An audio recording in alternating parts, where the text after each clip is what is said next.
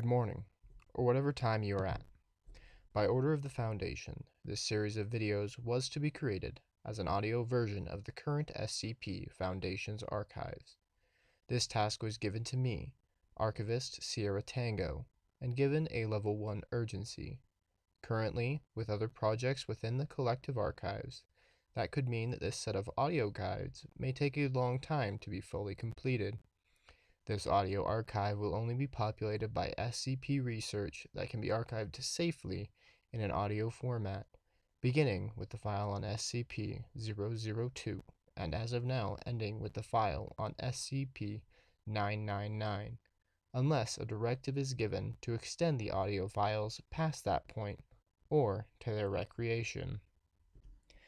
As such, this will be a guide as to how the video series will be cataloged as to ensure complete understanding by newer personnel. The goal of the Foundation is to secure, contain, and protect all items, persons, and/or entities that do not conform to the known laws of nature in this dimension, henceforth known as anomalies.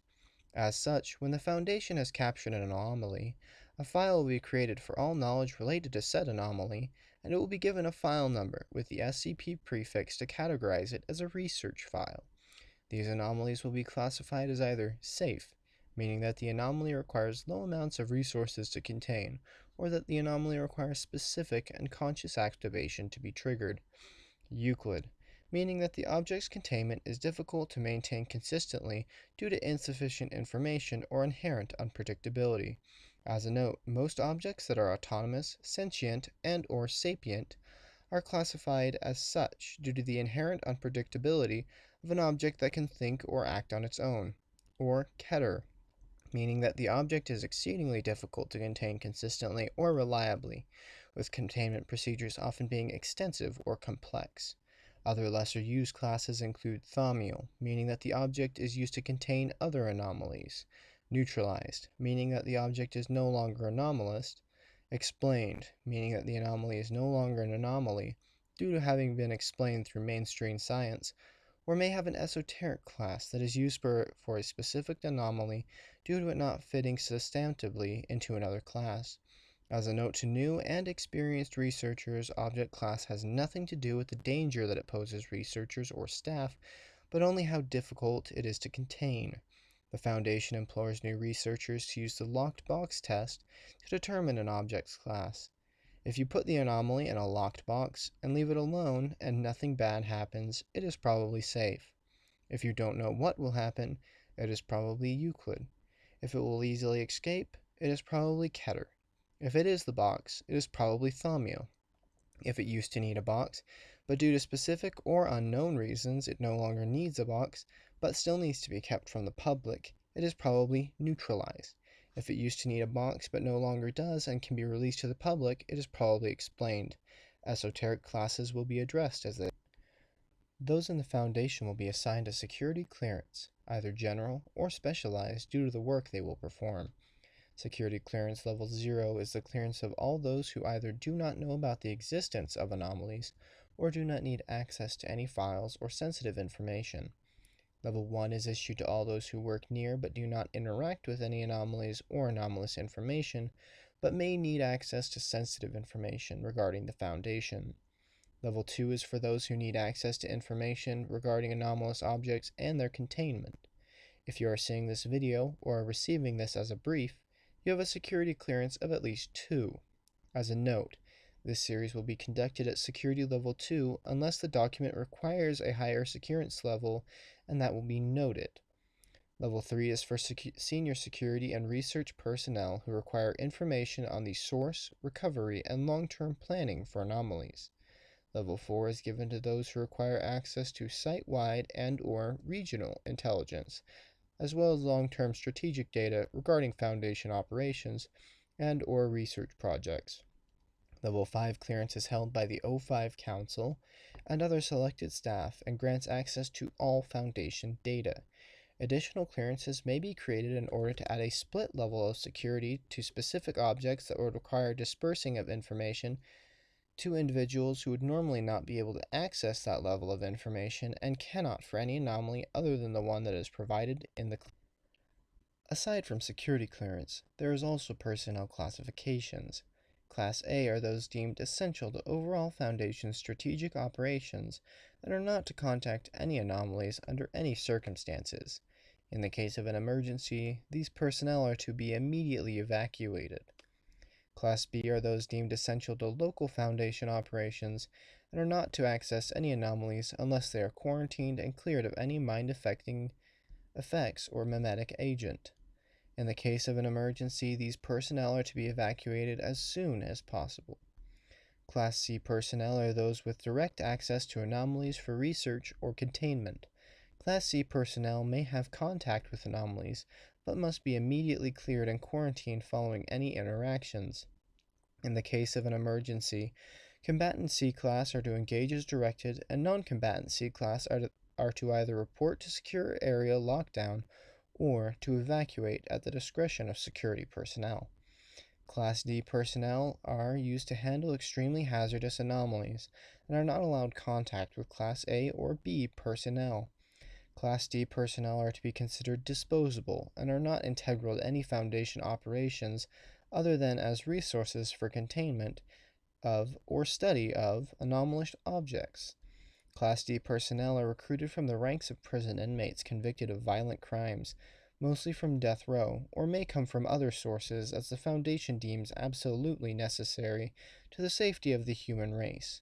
Class E is to be used as a temporary class for personnel who have been exposed to potentially dangerous anomalous effects and are to be quarantined, monitored, and screened for changes to behavior, personality, or physiology and may only return to duty after debriefing and clearing by psychiatric and medical staff. Inside of these levels, there are different titles and types of staff. First are containment specialists. Their job is to respond to confirmed anomalies and contain them, and devise, refine, and maintain containment procedures and facilities for anomalies. Next are researchers. As expected, they conduct experiments in order to learn more about anomalies. Security officers are tasked with maintaining physical and informational security for Foundation projects, operations, and personnel.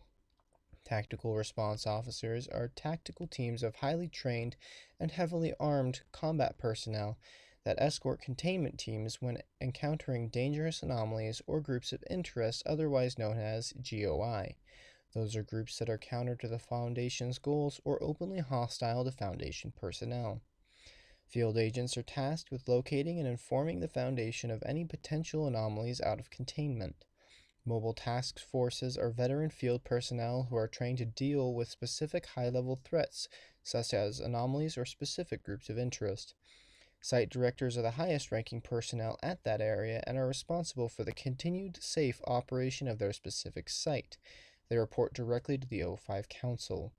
The O5 Council is a committee composed of the highest-ranking directors of the Foundation.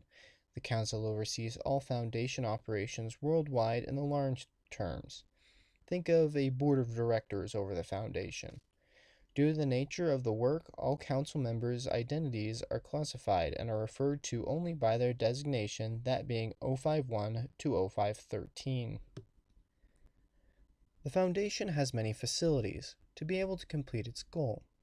Among these are sites, which are covert facilities that are disguised as either corporate or government facilities. Areas are like sites, but are not known to all civilians.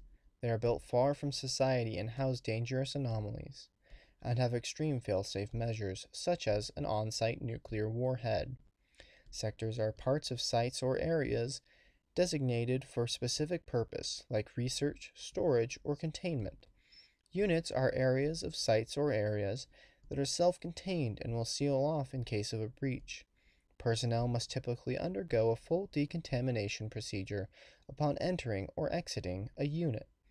Many facilities will have a prefix to designate their specific use, such as armed.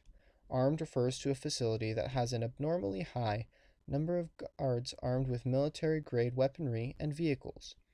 Biological deals with infectious or otherwise biohazardous anomalies and are isolated and self-contained. Containment is for containment of anomalous objects, entities, or phenomena. Dimensional is for areas dealing with extra-dimensional apertures or anomalies exhibiting inconsistent or warped spacetime. Humanoid is for sapient human or near-human entities. Protected is for areas that cannot and will not ever contain anomalies, normally to be used by personnel. Provisional is for sites built around an immobile anomaly. Reliquary is for artifacts and objects of religious or historical significance. Research is for the handling and study of anomalies, or research and development of new containment schemes and methods. And storage is for long-term storage of non-anomalous or inert anomalous objects, with no risk of autonomous interaction. For a full list of sites and areas, please visit scpwiki.com on your Foundation-approved computer. We have reached the end of this tape. I hope you understand our purpose and how we intend to accomplish it. For research personnel, please head to the tape of SCP-002 to continue. Now, what is SCP really? I know that with all these places covering it, they confuse the origins of the concept. SCP is a creative, collaborative writing project where people can submit articles to others to be entered with the rest of them on scpwiki.com. No, it's not real. A fictional foundation was created to essentially be this container of these articles. As such, there's a lot to look at. Not only are there the pure containment articles that I'm going to be narrating in their full, but other things like tales that talk about a story around one anomaly or entire universes that explain how the Foundation works as part of a larger world.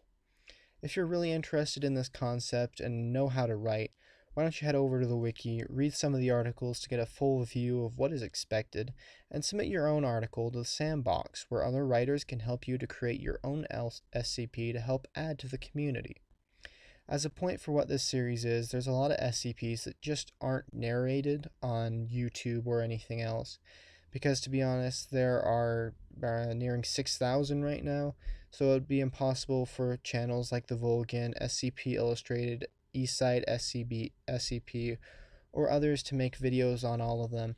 They make lots of great content, but just the time and effort needed isn't feasible to do all of them, including some of the less popular ones.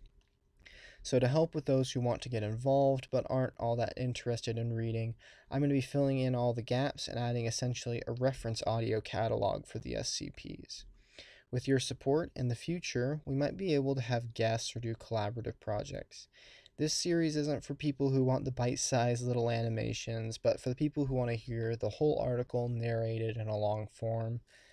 I'll be doing narrations for all the audio logs for the articles, but in the future I might be having other voice actors do them and, have other people on the show to come and play some of those personnel. So thank you for listening, and I will see you next time.